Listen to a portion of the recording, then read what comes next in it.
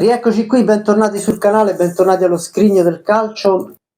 Ma voi ve lo ricordate quando la Fiorentina ha cambiato nome nella stagione 2002-2003? Adesso i tifosi della Fiorentina mi prenderanno a male parole, perché dopo la retrocessione in Serie B del 92-93 racconto la storia di esattamente 10 anni dopo, 2002-2003, quando dopo il fallimento della Fiorentina di Cecchi Gori la squadra fu sbattuta in C2 e fu costretta a cambiare nome, e per un anno diventò la Florentia Viola, costretta a giocare nei campetti della Serie C2, tra l'euforia di squadre che potevano contare sul pienone ogni domenica, ma insomma con un blasone messo sotto la suola delle scarpe in quella stagione. È inutile adesso andare a ripercorrere i risultati e le classifiche di quella stagione. A me piacerebbe ricordare un po' che cosa era successo. Era successo che nella stagione 2001-2002 la Fiorentina,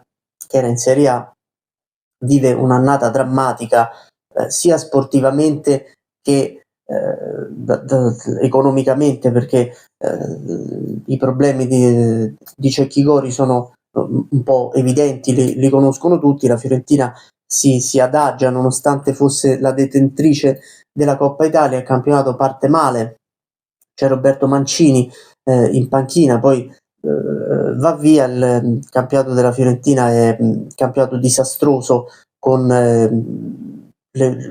penultimo posto praticamente per tutto il campionato. Arriva poi anche Ottavio Bianchi alla fine, ma la preoccupazione dei tifosi della Fiorentina non è tanto la retrocessione in Serie B, evitabile sì, però la grande paura è quella del fallimento. Nell'estate del 2002, nonostante tante promesse poi mai mantenute, la Fiorentina non si iscriverà mai al campionato di Serie B. Il fallimento di Cecchi Gori la porterà all'iscrizione in C2 con un nuovo nome, con il nome di Florentia Viola. Poi riacquisterà logo, nome e titoli l'estate successiva. In panchina doveva esserci Eugenio Fascetti, che aveva accettato la Fiorentina, ma l'avrebbe accettata soltanto in caso di Serie B, e quindi con il fallimento della vecchia Fiorentina Fascetti va via, o meglio non si presenta proprio, e l'allenatore è un altro nome noto, un ex giocatore della Fiorentina, tra l'altro, che è Pietro Vierkovod. E soprattutto ad accompagnare la nuova Fiorentina, denominata appunto Florentia, c'è un vecchio giocatore come Angelo Di Livio, che nella stessa estate passa dai mondiali con la nazionale italiana in Corea e Giappone alla Serie C2. Decide di sottoscrivere comunque un contratto con la Fiorentina, io la chiamo Fiorentina lo stesso, e andare a giocare in C2 dopo tanti successi, tanti scudetti, le finali di Coppa dei Campioni con la Juventus, i mondiali. Angelo Di Livio accompagna la Florentia Viola in C2. E poi c'è il super bomber Cristian Riganò. È un acquisto molto intelligente da parte della nuova Fiorentina, del nuovo presidente che è Diego Della Valle, perché Riganò viene da un campionato di Serie C, C1 con il Taranto, in cui ha segnato una valanga di gol. Riganò è una storia che andrebbe approfondita da sola.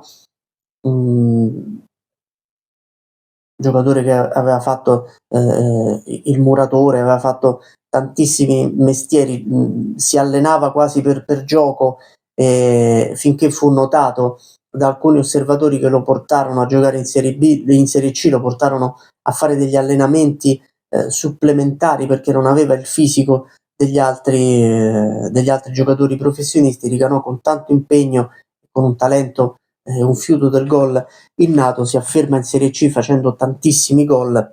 È scoperto un po' da tutti a Taranto, quando segna appunto nella stagione 2001-2002 tantissimi gol. Io mi ricordo di essere andato a vedere allo stadio Flaminio Lodigiani Taranto, con la tribuna opposta a quella centrale dove ero io, quella coperta era piena di tifosi del Taranto, un tifo impressionante. E Riganò fece il gol del 2-1. Tra l'altro quel Taranto era anche proiettato verso la promozione in Serie B, che poi fallisce perdendo la finale dei playoff col Catania.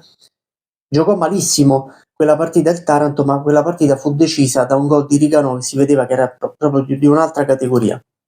Quel bomber lì serve alla Fiorentina per prenderla e portarla immediatamente in C1. Alla prima giornata, il 9 settembre, la Fiorentina pareggia 1-1 a San Giovanni Valdarno contro la San Giovannese, e pensate, ironia della sorte, chi lo segna il gol della San Giovannese? Francesco Baiano, che aveva scritto tante pagine, aveva segnato tanti gol con la Fiorentina all'inizio degli anni 90.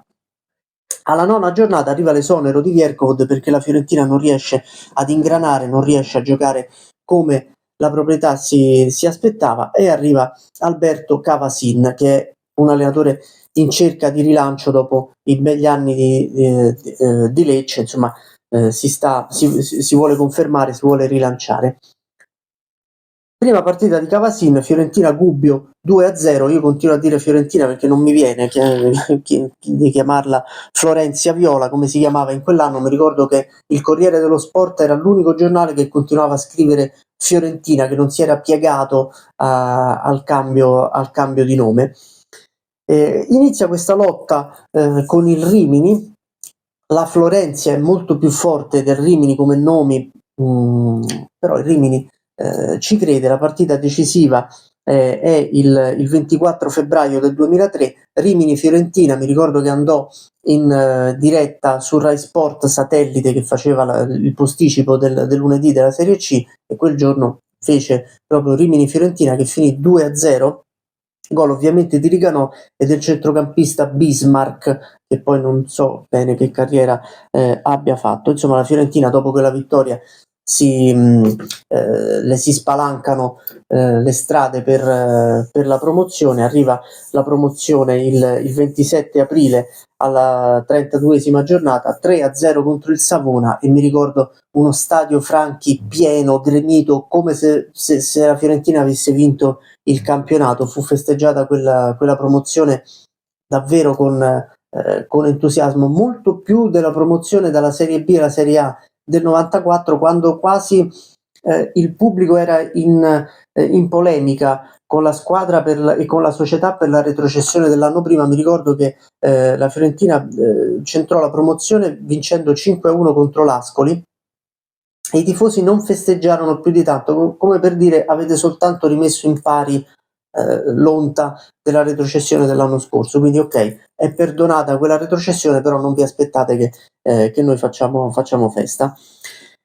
E la stagione della Florenzia Viola si chiude con la promozione in C1 e con i 30 gol stagionali di Cristian Riganò, una C1 che i Viola non vedranno mai, perché l'estate del 2003 è molto turbolenta e la Fiorentina usufruisce di un ripescaggio molto chiacchierato, passando dalla C2 alla Serie B. Si arrabbiarono moltissimo i tifosi del Pisa e del Martina, perché si era liberato il posto in Serie B. Tutta un'estate tribolata con i ricorsi e quant'altro. Ne abbiamo parlato anche in un'altra puntata dell'estate turbolenta del 2003. Fallisce il Cosenza, c'è un posto in Serie B vacante, e il Pisa e il Martina, che hanno perso le due finali playoff di C1, si aspettano che una delle due venga ripescata, e invece viene ripescata a sorpresa la Fiorentina per meriti sportivi. A Pisa e a Martina Franca si sono lamentati tanto, dicendo che ha prevalso solo il blasone della Fiorentina.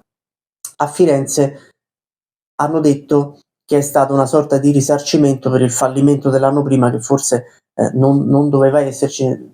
Dicono che la Fiorentina è stata fatta fallire per pochi soldi, per affossare Cecchi Gori. Queste sono ovviamente tutte le parti in causa che dicono la loro e provano a portare acqua al proprio mulino. Io vi riporto quello che ogni parte ha detto in quell'estate.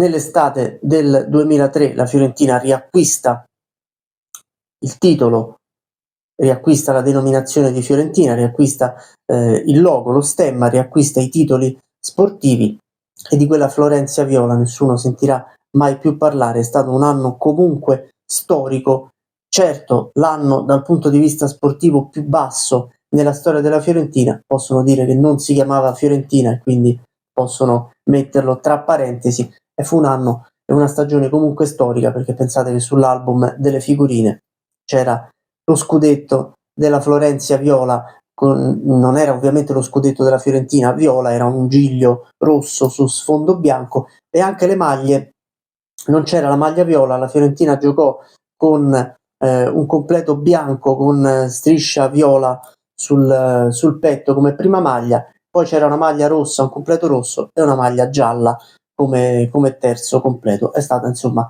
una stagione completamente singolare, sono passati più di 20 anni e la Florentia viola è stata per un anno la Fiorentina, o viceversa. Iscrivetevi al canale, mi raccomando, avanti tutta!